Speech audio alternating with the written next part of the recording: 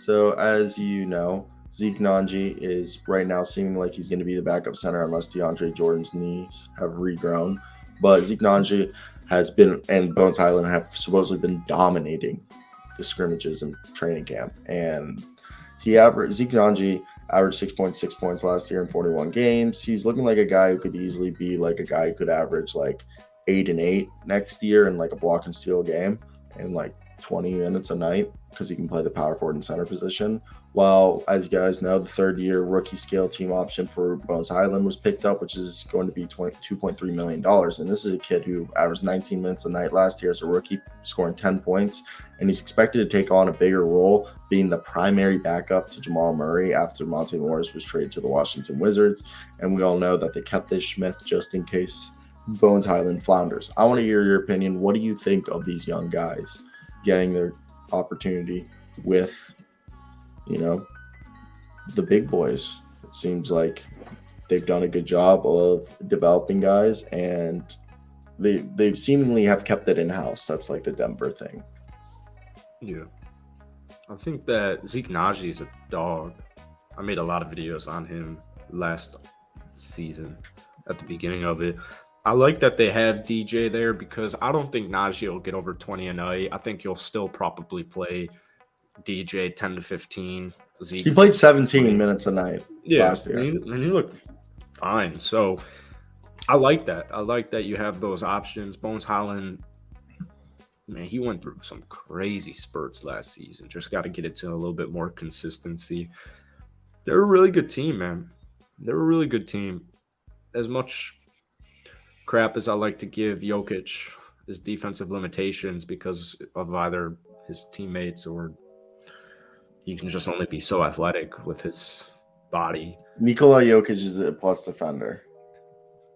Yeah, that's fine. I'm just saying when you play him in the postseason, I gotta send you the clips, man. No, I'll admit there are Nikola Jokic in the postseason does get, can get exposed. You just need guys like Aaron Gordon. You need Jamal Murray. Like, you just need your guys. You need the Bruce Brown. You need the KCP. I think it'll help it a lot. It's just because when you're playing a guy like Chris Paul and you're without Jamal Murray and you're without Michael Porter Jr., even if you have one or both of them, Chris Paul is just going to call pick and roll every single possession like he does when he plays him in the postseason.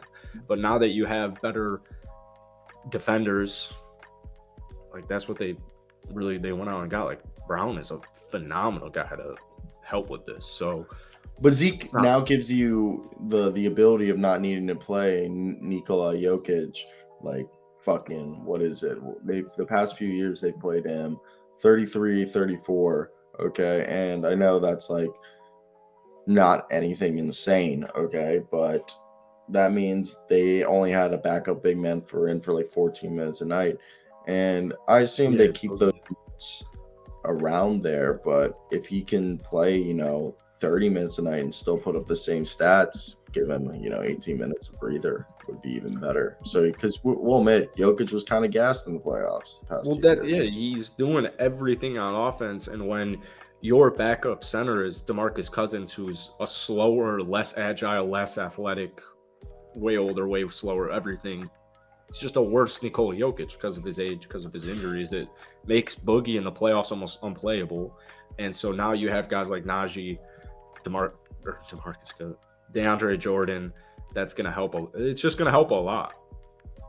Yeah, no, I agree. And I mean, I don't doubt anything about this kid as long, really, it's not like we're asking these guys to come in and be huge guys. They just need to fill in. They haven't had a backup center, really, since Jokic has ascended into this stardom. And now Zeke has an opportunity to be, a backup center as well, get opportunity to be a backup power forward behind Gordon. And then you got Bones Highland given the opportunity to be, a backup point guard and potentially be a guy that by the time his rookie contract ends is either won a 6 man of the year or is a 6 man of the year candidate.